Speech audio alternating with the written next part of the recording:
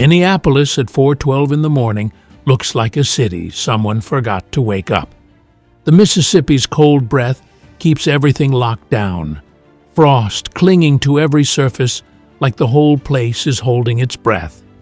But while the streets stay quiet, 21 federal convoy units are already threading through the grid with the kind of synchronized silence that doesn't happen by accident. Low beams, muffled engines, tires barely whispering across frozen pavement. To anyone half awake at a window, it's just early traffic. To the feds rolling in formation, it's the opening seconds of a takedown that's been building for months. 3 blocks east of downtown, the convoys split. 6 peel left, 5 swing around back. The rest box in the front entrance of a brick mansion that looks like it belongs on a real estate magazine cover. Warm lights, expensive landscaping, the whole picture of success. This is the home of Councilman Ibrahim Warsami, the guy Minneapolis thinks is a community hero, bridge builder, unity advocate, man of the people. To federal investigators, he's a tunnel straight into a Somali cartel pipeline, and they're about to rip the door off that tunnel with a battering ram. At 4:18, the operation goes kinetic. A motion light catches the edge of a tactical helmet just before the breaching ram turns the front door into splinters. The sound echoes through the entire mansion like a thunderclap in a library. FBI floods the foyer. DHS tactical flows in behind. ICE enforcement splits off to cover the stairwells. Flashlight beams carve through darkness, slicing over shattered picture frames and furniture still rocking from the shockwave. The first room? Standard rich guy flex. Imported rugs, leather everything, a flat screen glowing on standby. Nothing worth arresting anyone over. The second room? That's where the illusion dies. Wall-to-wall metal shelving, stacked with vacuum-sealed bricks of fentanyl, each one labeled in Somali script like inventory at a warehouse. Next to them, warm packages of meth, crates of short-barrel rifles with custom components, and a duffel bag vomiting suppressors onto the floor. But what actually stops the agents cold is the table in the corner. Dozens of U.S. passports spread out like someone's mid-deal at a card game. Photos of undocumented Somali migrants, fabricated identities, blank books waiting for desperate buyers, a handwritten price sheet sitting right there, color-coded by urgency, by risk, by how much someone's willing to pay to disappear into America. Another page lists couriers tied directly to cartel shipments that have been slipping through the Midwest for years. The agents push deeper. Down the hallway, they find stacks of forged Social Security cards, laminated driver's licenses, all expiring on the same date, pre-stamped envelopes addressed to organizations that don't exist. 3 laptops sit open on a dining table, encrypted messaging apps still running. One chat thread glows with a message sent hours earlier. Confirm receiving. Need complete document set before arrival. Payment sent to Mogadishu. Behind a fake pantry wall, they find a hidden latch, a narrow gap, a staircase descending into what can only be described as a private war room. Whiteboards covered in maps and routes, hard drives stacked in neat rows, a binder detailing 23 shell corporations under Warsami's control. Fake construction firms, phantom logistics groups, non-profits with no staff and no buildings. Money flows through them into foreign accounts in Kenya, Qatar, Oman, the UAE. This isn't corruption. This is infrastructure. This isn't influence. This is orchestration. Warsami didn't bend the rules. He engineered an entire shadow economy beneath the city that elected him. Upstairs, agents enter the master bedroom. A phone lies face down on the floor, buzzing in the silence. When they flip it over, the cracked screen lights up with one final message. Shipment lands tonight, waiting on your go-ahead. The sender? A cartel figure responsible for overdose spikes across Minnesota, Wisconsin, Iowa. The implications hit like a freight train. For a moment, nobody moves. The mansion feels alive, like it's listening. Then, at 4:18 a.m., the cuffs click around Ibrahim Warsami's wrists. He's standing there in a silk robe, blinking into the ring of flashlight beams as agents guide him outside into the freezing dark. The arrest itself is quiet, almost mundane. But the story? The story detonates the second he steps outside, because this isn't the climax. This is the ignition point. The breach into a network so deep inside Minnesota politics, business, immigration channels, and cartel infrastructure that even seasoned investigators are struggling to believe what they're looking at. And if watching a celebrated Minneapolis politician standing ankle-deep in forged passports, narcotics, illegal weapons, and cartel contracts shocks you now, buckle up. What unfolds next will make this scene feel like the last calm moment before a storm the state never imagined could exist. For years, Minneapolis watched Ibrahim Warsami rise the way they wanted to believe it happens.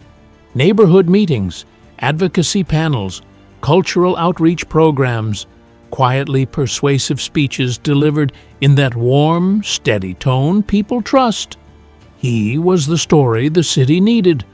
Refugee kid turned councilman, community voice bridging cultures, proof that the promise still works.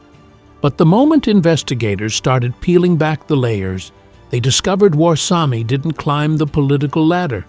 He built one out of forged documents, cartel money, and the desperation of people who trusted him most. Federal auditors started with the simple questions. Where did his early campaign funds come from? How does a city councilman afford a mansion? Why do his nonprofits produce no public records, no tax filings, no community activity? Why does his logistics company list 8 vehicles on paper but none in the DMV registry? The answers didn't come in small discrepancies. They came in cascading revelations that formed an unmistakable pattern. Every organization in Warsami's orbit, Somali Youth Pathways, North Cedar Development, Riverside Equity Group, Cultural Uplift Foundation, was either a shell, a pass-through, or a laundering conduit feeding a Somali cartel network that had quietly embedded itself in the upper Midwest. The financial forensics painted the first full picture. Small transfers in 2009, then larger ones routed through Nairobi, sudden spikes routed through Oman, anonymous donations in Qatari riyals, wire transfers from Dubai business fronts, cryptocurrency bursts that disappeared into mixers in under 3 seconds.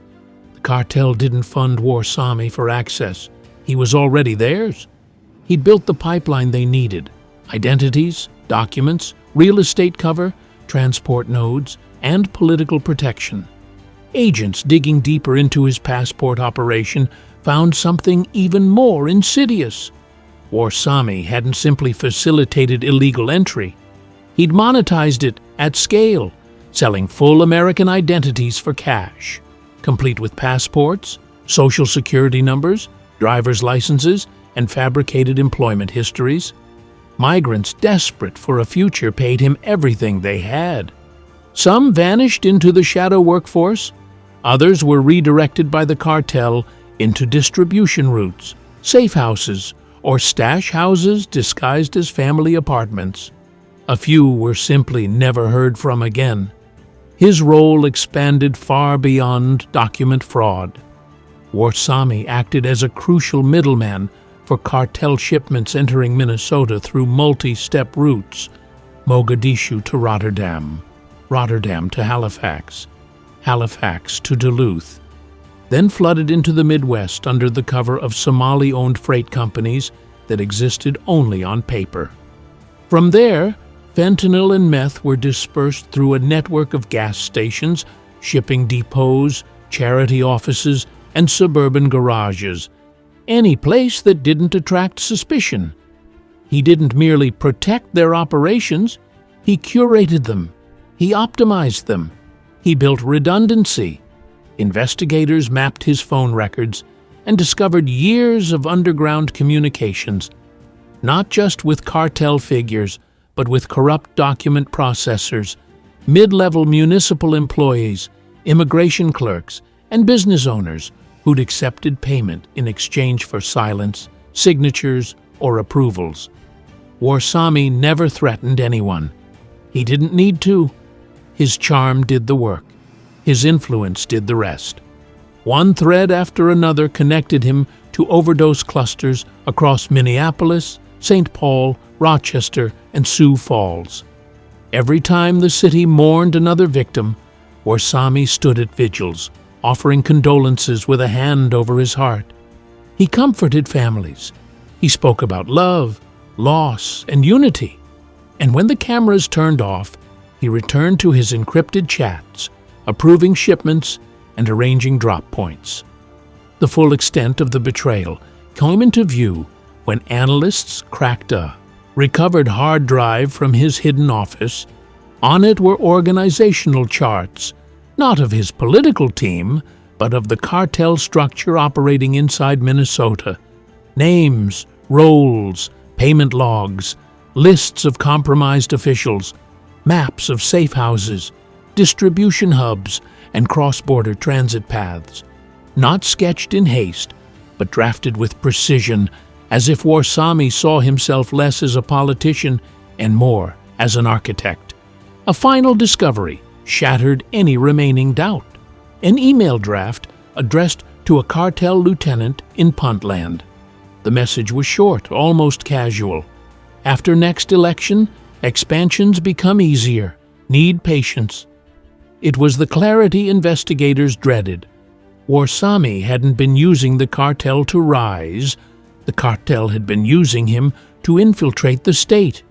And now that he was in custody, federal officials understood the magnitude of the threat. His arrest didn't collapse the network. It exposed it. And everything he'd built was still out there. Operational, protected, and deeply rooted in Minnesota's neighborhoods. This was no longer a corruption case. This was a map of a hidden empire. And tearing it out would require a war the public never expected to see in their own backyard. Federal teams had spent only 6 hours combing through the devices seized from Warsami's mansion when a pattern emerged. Faint at first, then unmistakable. Folder names disguised as grocery lists, GPS pings mislabeled as volunteer site visits, storage logs formatted to resemble charity schedules. Layer by layer, the camouflage peeled back, revealing something far more systematic than the individual crimes uncovered inside the councilman's home. Warsami hadn't just been enabling cartel operations, he'd been feeding them, routing them, protecting them, and most importantly, hiding their crown jewel. One file stood out, a cluster of drone coordinates stored inside a folder titled Winter Event Planning. The metadata told a completely different story. A string of infrared images captured over several months showed unusual heat signatures deep inside northern Minnesota, in an area with no registered properties, no power grid access, and no roads leading in or out. Just forest, marshland, and a forgotten logging route erased from public maps 2 decades earlier. The thermal signatures weren't random. They were patterned, regular, engine-level heat, industrial-level heat, human-level movement. By noon, analysts confirmed the impossible. A hidden complex was operating somewhere in the wilderness, one that Warsami had visited 12 times in the past year, using vehicles registered to shell companies that technically didn't exist. When the first reconnaissance drone reached the coordinates, the truth came into view like a nightmare dragging itself out of the tree line. What looked from above like an overgrown clearing revealed its shape under infrared: rectangular structures, wide metal roofs, a constellation of underground heat vents, and a perimeter that wasn't natural. The trees had been trimmed with geometric precision, paths cut through the undergrowth. The signature of motion detectors pulsed faintly in the corners of the compound. But the most telling detail was parked just under a canopy of winter bare branches, a line of unmarked trucks, all identical, all running idle at synchronized intervals. The drones circled lower, and the full picture materialized. It wasn't a warehouse, it wasn't a camp, it was a fortress, a cartel fortress hidden in the Minnesota wilderness. The perimeter fencing wasn't typical chain link. It was reinforced steel mesh topped with razor wire that had been freshly replaced. Several watch points disguised as hunting blinds housed armed guards carrying thermal scopes and long-range rifles, tracking wildlife as if scanning for intruders hidden among deer trails. In the center of the compound, two elongated buildings pulsed with internal heat, each large enough to house a production line. Ventilation shafts released chemical fumes at timed intervals, creating plumes that dissipated fast enough to avoid detection by casual observation. Each vent had a filtration system, expensive, industrial grade, and smuggled into the country through ports where inspectors had been bribed to look away. Through high-resolution imaging, agents identified human movement inside both structures. Dozens of individuals. No clear exits, no windows, no natural light. Their movement patterns were slow, synchronized, repetitive. Not workers, not employees, forced labor, hostages. The compound layout explained everything. This was the Somali cartel's primary manufacturing hub for the upper Midwest. The engine behind the overdose spikes spreading across Minnesota, Wisconsin, and the Dakotas. Warsami didn't merely know about it. He was its political shield, its courier coordinator, its passport supplier, its banker, its scout, and above all, its guardian. Every new angle of drone footage widened the scope of the operation. More vehicles, more guards. Heavy-duty generators disguised as storage silos. Satellite dishes pointed at relay stations in Canada. A dirt airstrip hidden beneath camouflage netting. Someone hadn't built this in secret. Someone had built this with expertise. Military precision. Corporations couldn't erect something this elaborate in the wilderness without permits, inspections, or oversight. Cartels could. And with their politician inside the Minneapolis City Council, no one had looked twice. The images streamed into the Federal Command Center like a slow drip of gasoline onto open fire. By the time analysts stitched the entire layout into a 3D reconstruction, the mission shifted instantly from investigation to containment. A fortress like this couldn't be left standing, not for one more day, not for one more shipment, not for one more hostage. The order circulated quickly, quietly, decisively. Prepare for a coordinated multi-agency assault. Blind their surveillance. Cut their communications. Eliminate their ability to escape. Secure the hostages. Dismantle the compound. Burn the network to the ground. This wouldn't be a raid.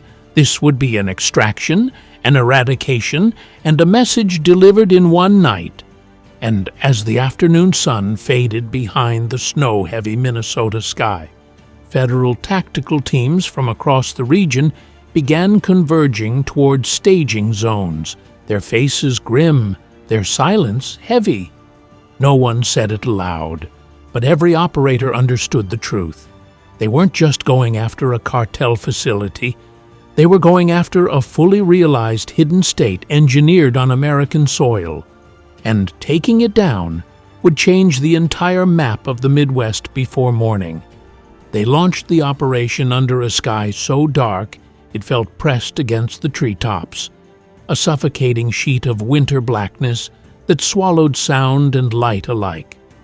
By 2:57 a.m., the staging zones around the frozen logging routes were already packed with federal units, FBI HRT, DHS SRT, ICE tactical teams, specialized electronic warfare operators, and medics waiting behind armored carriers idling in the cold.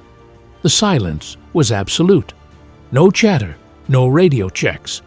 Only the crunch of boots on snow and the low growl of engines warming for the push ahead. Every agent understood what stood inside that forest. A cartel fortress functioning like a military base, guarded by men who were trained, armed, and motivated to kill rather than surrender. At 3:11 a.m., the assault teams advanced. Black Hawk helicopters skimmed just above the tree line, rotors dampened to avoid early detection.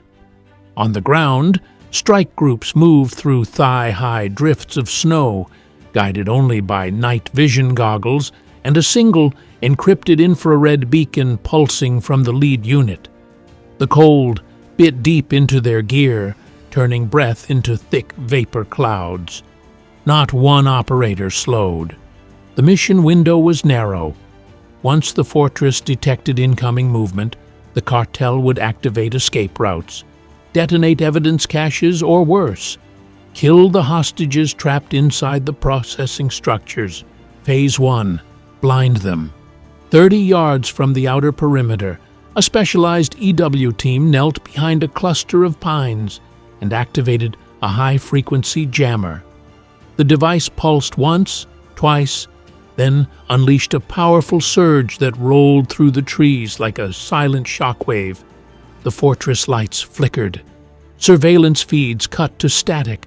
Long-range radios died mid-transmission.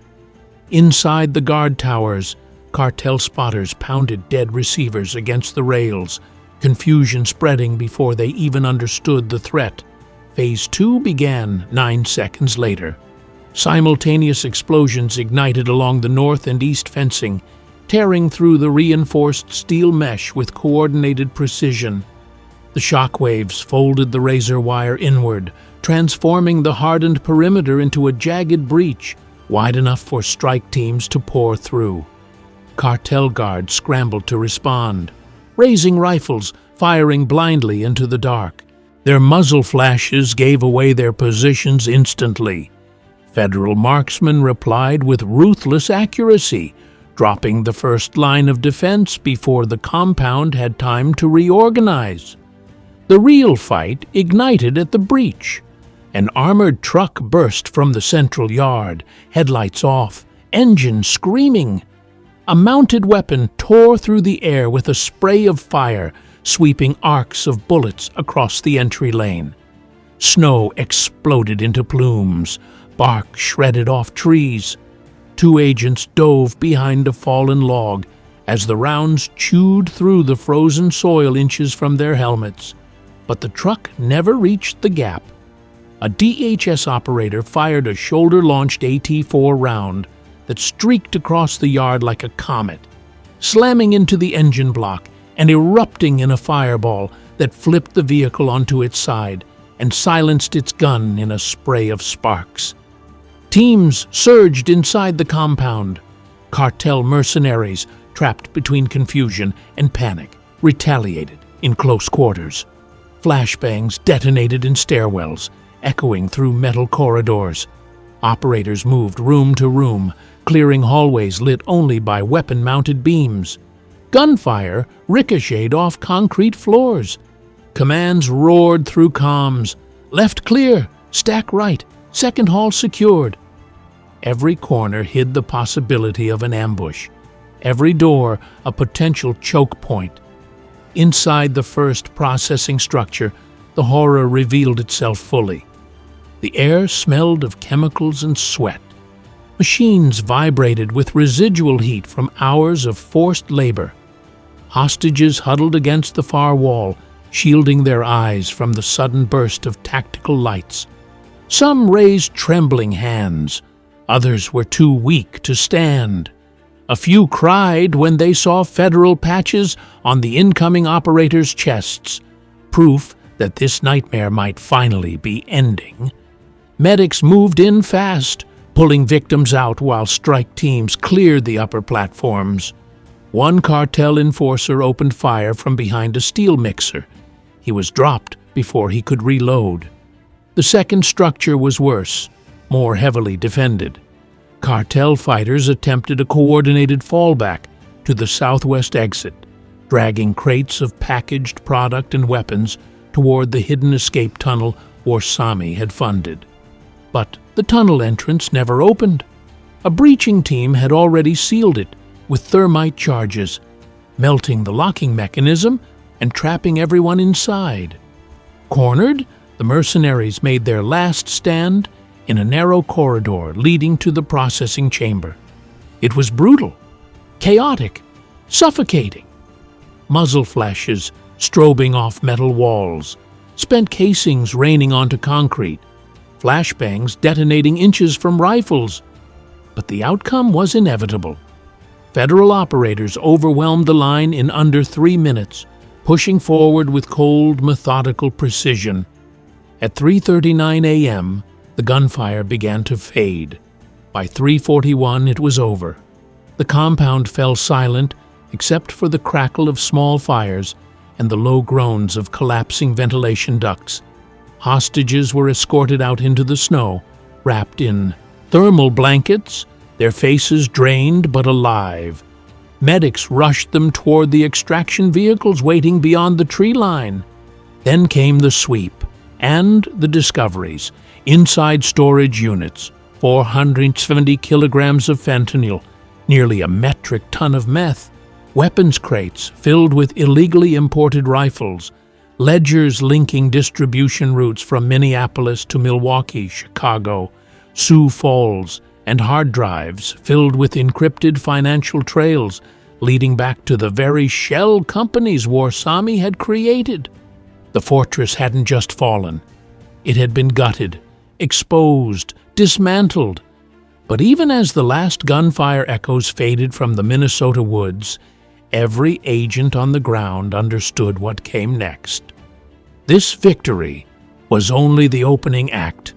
The destruction of the fortress would trigger a shockwave across the entire Midwestern network, and the people Warsami protected would not go quietly. They would scatter. They would fight.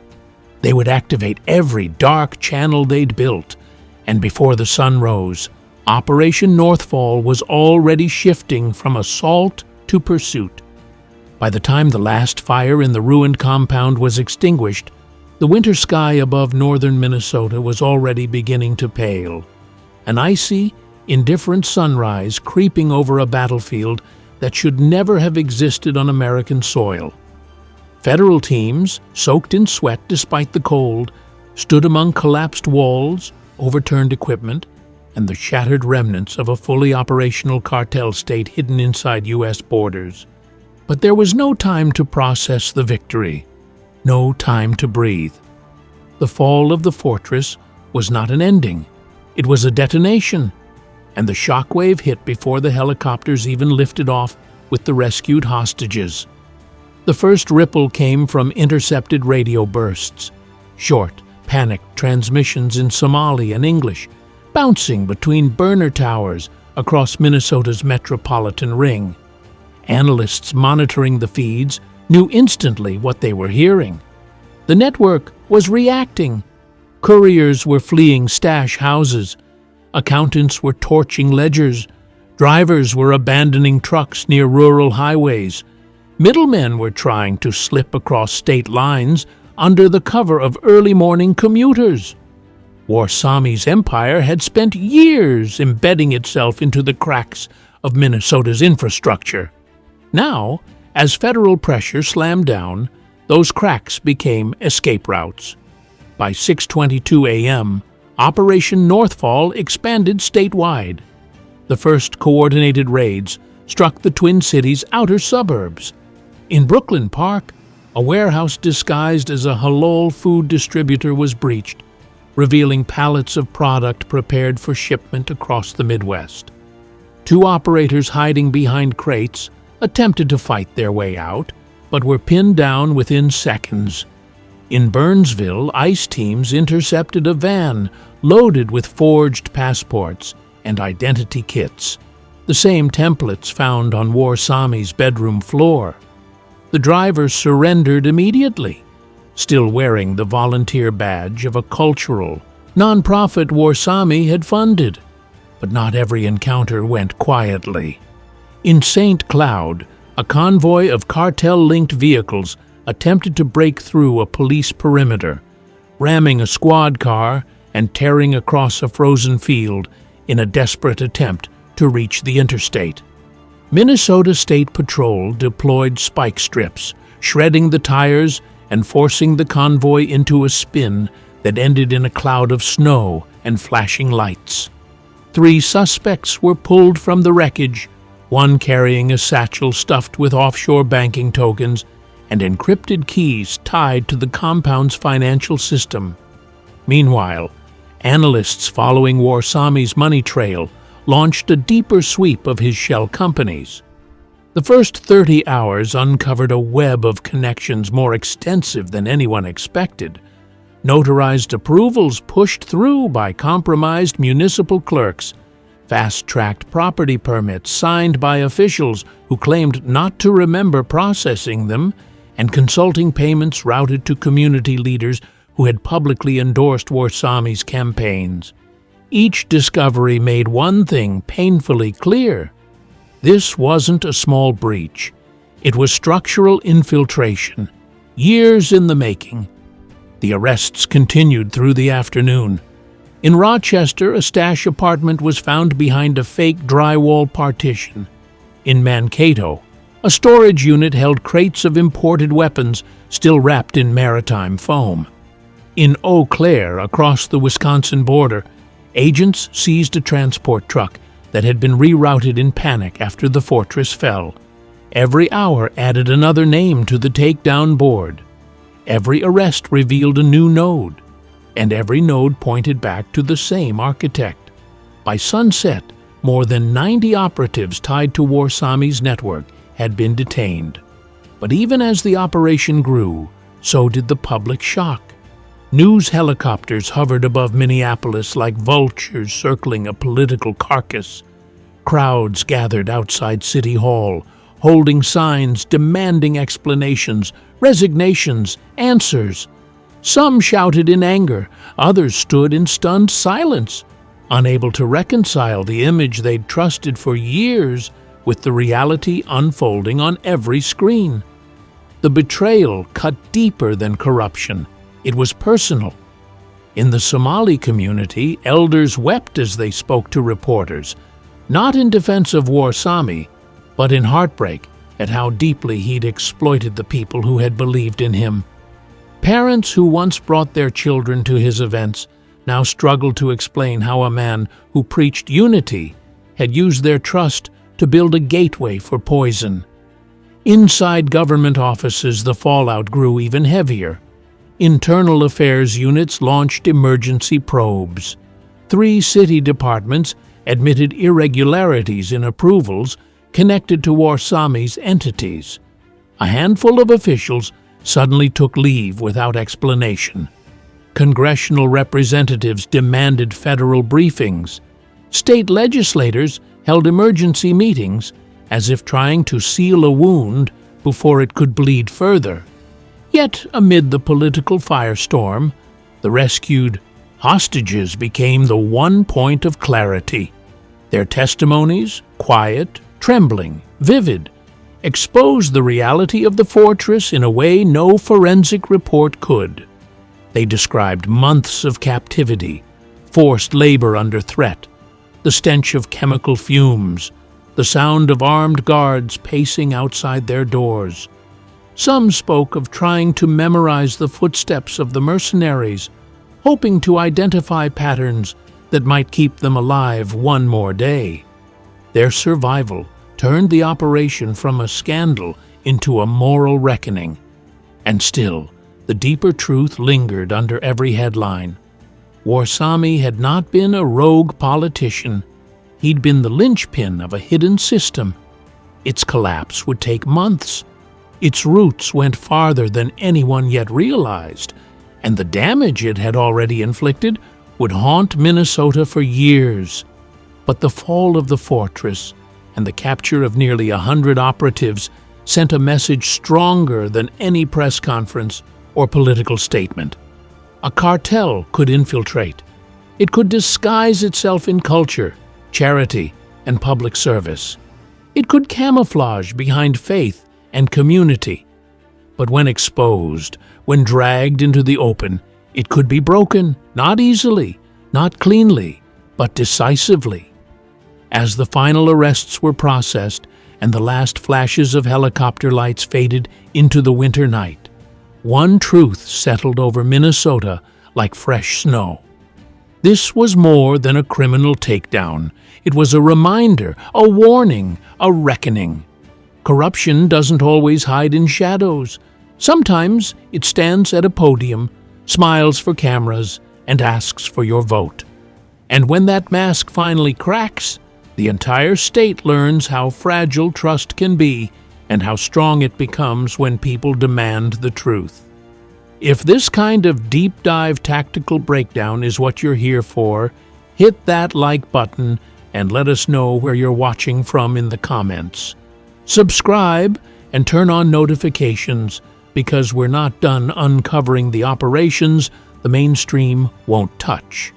Share this with anyone who needs to see how deep the infiltration actually goes. More coming soon.